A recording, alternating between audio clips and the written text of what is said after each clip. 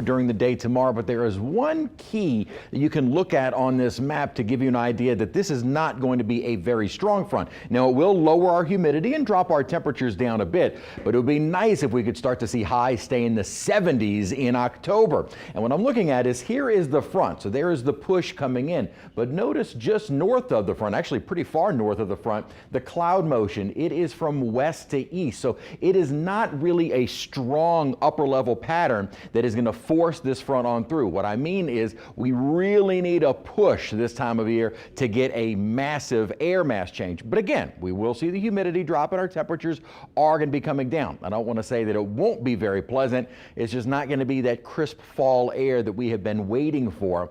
We may have to wait a little bit longer. As the front approaches, we'll start to see some spotty to scattered showers developing during the day. I don't think the front is going to, or the drier air is going to be right behind the front. So you're not going to immediately feel it. Throughout the day on Thursday, that drier air will be moving in. So steadily through our Thursday, the humidity will be falling. Model does try and bring in an isolated shower late Thursday night, early Friday, but otherwise plenty of sunshine once the front clears us, and that dry air really making it feel very comfortable.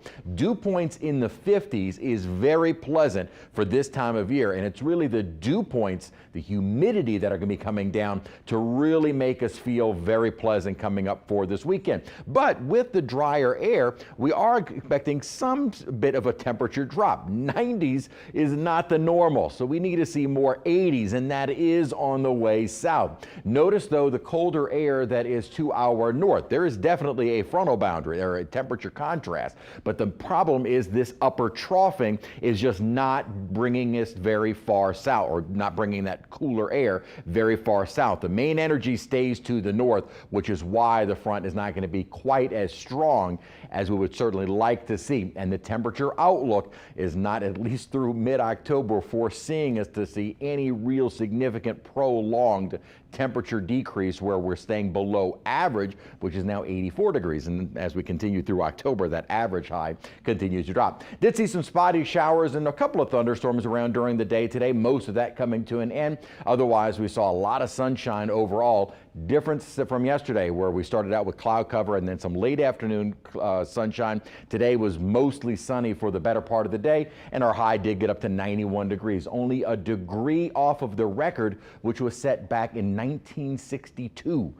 Doesn't often we get into the low 90s this time of year, but boy, we've been getting there. A lot of sunshine outside at the moment, still 90 degrees with a dew point of 71, so it still feels like 96. So there is a heat index. Humidity has not been helping us out, but again, that will be coming down throughout the day on Thursday. Temperatures right now are in the 80s and lower 90s, and winds right now kind of all over the place. But again, by the time that front moves through is when we'll get that northerly wind, which will help us out. Out in the tropics we go. We're still watching a little area that is just about now into the Bay of Campeche. You can almost see kind of associated with an upper level low here. There is no expected development from that system as it just continues to push into Mexico. Elsewhere, though, we do have now Tropical Storm Jerry with winds of 50 miles an hour.